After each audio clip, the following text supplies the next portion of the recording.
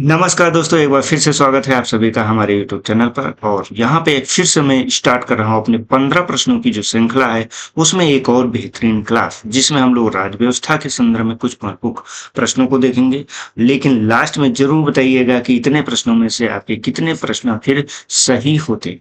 और आज class number आपके 38 है। इसकी पूरी प्लेलिस्ट आपकी जो है 10 मिनट सक्सेस शो के नाम से मौजूद है, जिसे आप वहां पे देख सकते हैं।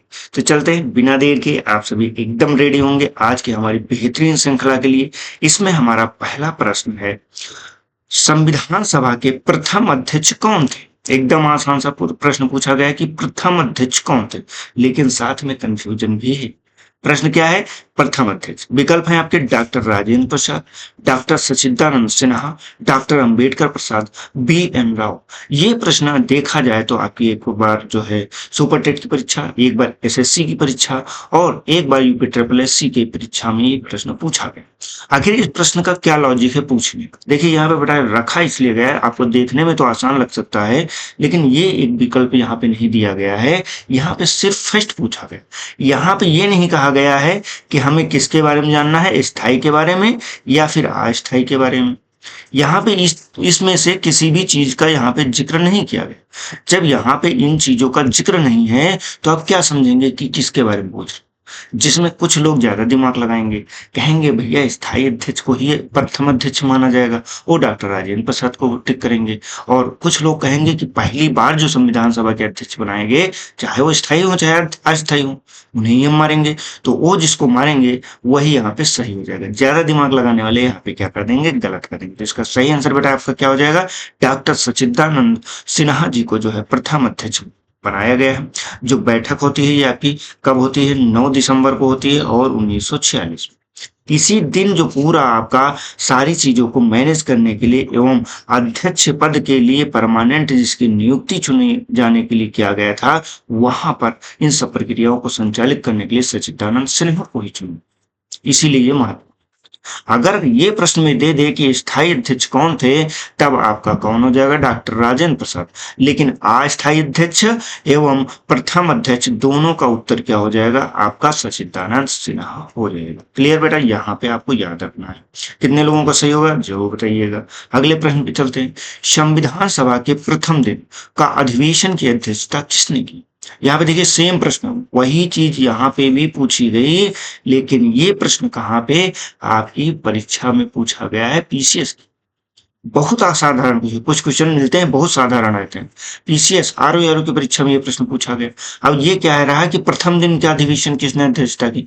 डॉक्टर राजेंद्र प्रसाद, डॉक्टर सच्चिदानंद सिन्हा ने, या पंडित नेहरू ने, या फिर अम्बेडकर जी ने। तो इसका भी उत्तर सेम आपका वही हो जाएगा, डॉक्टर सच्चिदानंद सिन्हा ने, क्योंकि स्थायी व अस्थायी का जिक्र यहाँ पे फिर से नहीं किया गया। हम बढ़ते हैं अपने अगले प्रश्न पर।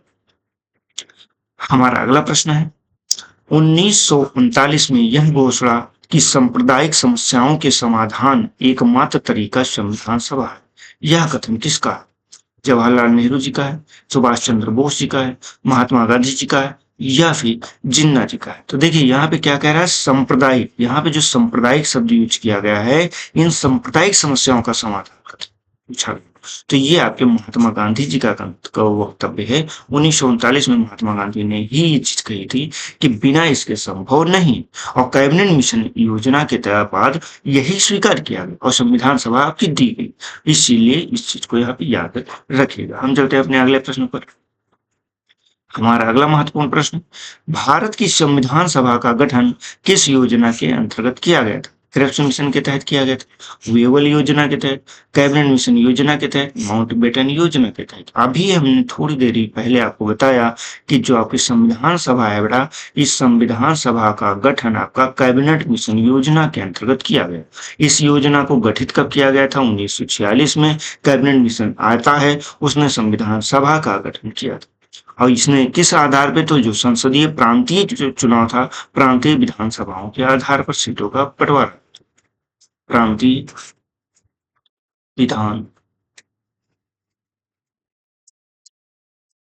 सभाओं के द्वारा जो चुने गए लोग थे, उनके द्वारा यहाँ पे इसको रखा। इस चीज को यहाँ पे याद रखिए। चलते हैं अगले महत्वपूर्ण प्रश्न पर। संविधान सभा का पहला सत्र कब आयोजित हुआ? 2 सितंबर 1946 को, 9 दिसंबर 1946 को, 22 जनवरी 1947 को, 26 नवंबर 1949 को। तो इसमें संविधान सभा का पहला सत्र अभी हमने बताया था, जब अध्यक्षता मैं बता रहा था, आपको याद होगा तो ये 9 दिसंबर 1946 को पहले सत्र को आयोजित किया गया। इसकी अध्यक्षता किसने की? अस्थायी तौर पे सच्चिदानंद सिन्हा जी ने की थी। इस चीज को यहाँ पे याद रखिए। हम बढ़ते हैं अपने अगले प्रश्न पर। संविधान सभा का संवैधानिक सलाहकार किसे नियुक्त किया गया था? डॉक्टर भीमराव अम्बेडकर जी को, डॉक्टर राजेंद्र प्रसाद जी को, डॉक्टर बी.एन. राव को, पंडित नेहरू जी को। तो यहाँ पे देखिए संवैधानिक सलाहकार के तौर पे बात करता है, एक एडवाइजर के तौर पे किसे नियुक्त किया गया था। एडवाइजर का काम काफी महत्वपूर्ण हो जाता है, क्योंकि हर एक मामले में संविधान के बारे में उसी की राय ली जाती है। तो यहाँ पे डॉक्टर बी.एन. राव जी को जो है क्या है, संवैधानिक सलाहकार के तौर पे किया था। इनका मुख्य कार्य यही था कि ये पूरे विभिन्न जो देश हैं, उन देशों को जो है जाए और वहाँ के संविधानों का अध्ययन करें, और जो प्रारंभिक मसौदा है, जिसको प्राइमरी आपका जो है प्रारूप कहते हैं, ड्राफ्ट कहते हैं, उसको तैयार करें। तो इस कार्य के लिए इन्होंने लगभग 60 देशों के संविधानों को जो है पढ़ा था, और 60 देशों के संविधान को पढ़ने के बाद में एक जो है प्राइमरी जो है फर्स्ट आपका ड्राफ्ट है, उसको तैयार किया। इस चीज को यहाँ पे याद रखें। चलते हैं हम अपने अगले महत्वपूर्ण प्रश्न पर। हमारा अगला महत्वपूर्ण प्रश्न, भारतीय संविधान का प्रथम प्रारूप किसने तैयार किया था? वही सेम प्रश्न, बस उसमें दूसरे तरीके से मैंने आपको बता दिया है। डॉक्टर अम्बेडकर जी ने, बी.एन. राव ने, के.एम. मुंशी ने, डॉक्टर राजेंद्र प्रसाद ने। तो यहाँ पे प्रथम प्रारूप बी.एन. राव के द्वारा तैयार किया गया था, वही चीज 60 देशों के संविधान का अध्ययन करके। इसी के बाद प्रारूप समिति जो ड्राफ्टिंग कमेटी है, जिसके अध्यक्ष डॉक्टर पी.आर. अम्बेडकर थे, उन्होंने इस प्रारूप को जो है फाइनल टच दिया था, और संविधान के निर्माता के तौर पे जन्म लेता है। तो इस तरह से इस चीज को यहाँ पे याद रखें। चलते हैं अपने अगले महत्वपूर्ण प्रश्न पर। संविधान निर्माती परिषद झंडा समिति के अध्यक्ष कौन थे? पंडित नेहरू जी थे, डॉक्टर राजेंद्र प्रसाद जी थे, जेबी कृपलानी जी थे, या फिर सरदार पटेल थे। तो यहाँ पे जेबी कृपलानी को जो है क्या माना जाता है? झंडा समिति का अध्यक्ष माना जाता है। ये क्या है? इसे आयोग ने से किसने सही किया है? तो यहाँ पे बेटा आयोग ने इसे सत्य माना। लेकिन यहाँ पे आपको एक चीज जरूर याद रखना है कि यहाँ पे जो तदर्थ झंडा समिति थे, उसके अध्यक्ष डॉक्टर राजेंद्र प्रसाद जी को भी माना जाता है। तो इसलिए इस चीज को भी यहाँ पे याद रखिएगा। और खास बात ये है कि ये अपनाया कब गया था? तो ये आपका 22 जुलाई 1947 को अपनाया। और आज आपका क्या है? आज 22 जुलाई है, तो आज एक तरह से देखें आपका झंडा दिवस भी है। झंडा दिवस, इस चीज को यहाँ पे आपको याद रख। हम चलते हैं अपने अगले महत्वपूर्ण प्रश्न पर। भारतीय संविधान में संविधान सभा द्वारा कब अंगीकृत किया गया? 9 दिसंबर 1946 को, 22 जनवरी 1947 को, 26 नवंबर 1949 को, या 26 जनवरी 1950 को। तो बेटा यहाँ पे याद रखिएगा, आपका जो ये स्वीकार किया गया था या अंगीकृत किया गया था, ये 26 नवंबर 1949 को ही अंगीकृत कर लिया गया। जब आप प्रियम्बल पढ़ते हैं, प्रियम्बल में इस चीज का उल्लेख मिलता है। हाँ, और जब लागू करने की बात यहाँ पे आती है कि पूरी तरह से लागू कब होता है, तो ये लागू आपका 26 जैन 1950 को होता है। इस चीज को यहाँ पे याद रखिए। हम चलते हैं अपने अगले महत्वपूर्ण प्रश्न। संविधान निर्माण में संविधान सभा को कुल कितना समय लगा? 2 वर्ष 6 माह, 2 वर्ष 11 माह 18 दिन का समय, 3 वर्ष लगा, 1 वर्ष 6 माह लगा। तो इसमें आपको नो डाउट ये याद ही होगा, प्रश्न बहुत आसान है। 2 वर्ष 11 माह 18 दिन का समय लगा, क्योंकि आपकी पहली बैठक कब होती है? पहली बैठक आपकी 9 दिसंबर 1946 को होती है, और ये फाइनल टच कब मिलता है आपका? फाइनल टच आपको मिलता है 26 नवंबर 1949 को।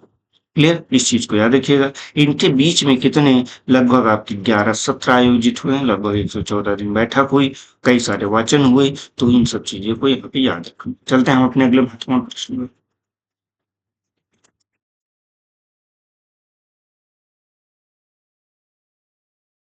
भारतीय संविधान कठोर और लचीले के मध्य अच्छा संतुलन स्थापित करता है। यह कथन किसका है?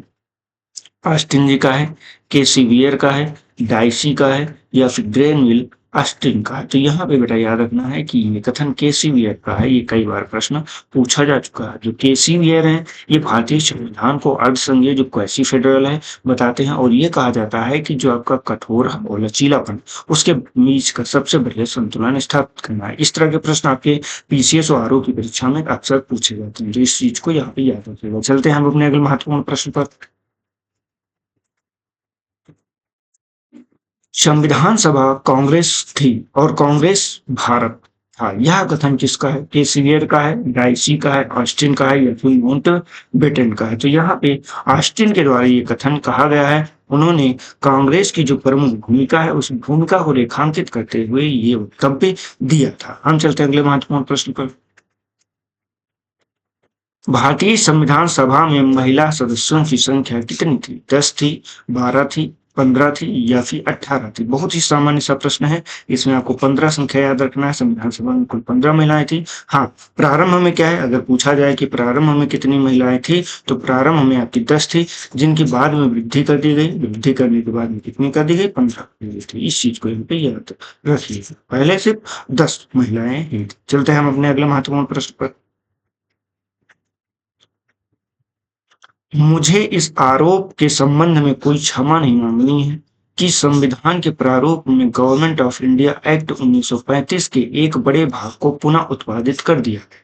यह कथन किसका है? पंडित जवाहरलाल नेहरू जी का है, डॉक्टर राजेंद्र प्रसाद जी का है, doctor B are Ambedkar ji का है, के एम मुंशी जी का है। बहुत बढ़िया। देखिए ये प्रश्न है। प्रश्न क्या कह रहा है? कह रहा है कि आप जब अभी उसकी आलोचनाएं पढ़े थे, जब संविधान की आलोचनाओं में इस चीज का जिक्र आता है कि हमने गवर्नमेंट ऑफ इंडिया एक्ट जो ब्रिटिश शासन द्वारा बनाया गया उसकी ही सारी चीजों को ले लिया। तो यहाँ पे एक व्यक्ति ऐसा है जिन्होंने इसी के बारे में कहा है कि मुझे इस आरोप के संबंध में कोई क्षमा नहीं मांगनी।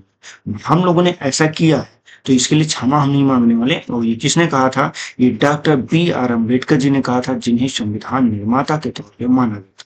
उन्होंने ही स्वयं चीज को जो है स्वीकार किया था। लेकिन आज के लोग क्या है, उनके ऊपर भी आरोप प्रत्यारोप लगा देते हैं। तो इस चीज को यहाँ पे हम दरकिनार करते हैं। और एक चीज आपको याद रखना, डॉक्टर बी आर अम्बेडकर के द्वारा इस चीज को वहां पे स्वीकार किया गया। हम चलते हैं अपने अगले महत्वपूर्ण प्रश्न पर।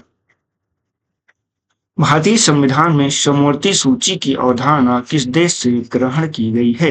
कनाडा से, ऑस्ट्रेलिया से, अमेरिका से या फिर आयरलैंड से? तो यहाँ पे बेटा याद रखिएगा कि समवर्ती सूची जो है ये हमने ऑस्ट्रेलिया से लिया हुआ है। और ऑस्ट्रेलिया जो भारतीय संविधान में आप सभी जानते हैं कि एक संघ सूची का विषय दिया गया है, दूसरा आपका समवर्ती सूची है, समवर्ती सूची है और एक आपकी राज्य सूची है। संघ सूची में केवल केंद्र ही कानून बना सकता है, राज्य सूची में केवल राज्य ही कानून बना सकता है, और जो समवर्ती सूची है इसमें राज्य प्लस केंद्र दोनों कानून बना सकते हैं। तो इस चीज को हमने कहाँ से उठा लिया? हमने ऑस्ट्रेलिया से उठा लिया है और ऑस्ट्रेलिया के संविधान में इसका वर्णन किया गया है। तो दोस्तों आज का जो 15 प्रश्नों का श्रृंखला थी ये यहीं पे कंप्लीट होती है। लेकिन आपका ये प्रश्न होमवर्क है, भारतीय संविधान में मूल अधिकारों की अवधारणा किस देश से ली गई? ब्रिटेन से ली गई है, अमेरिका से ली गई है, आयरलैंड से ली गई है या फिर कनाडा से ली गई?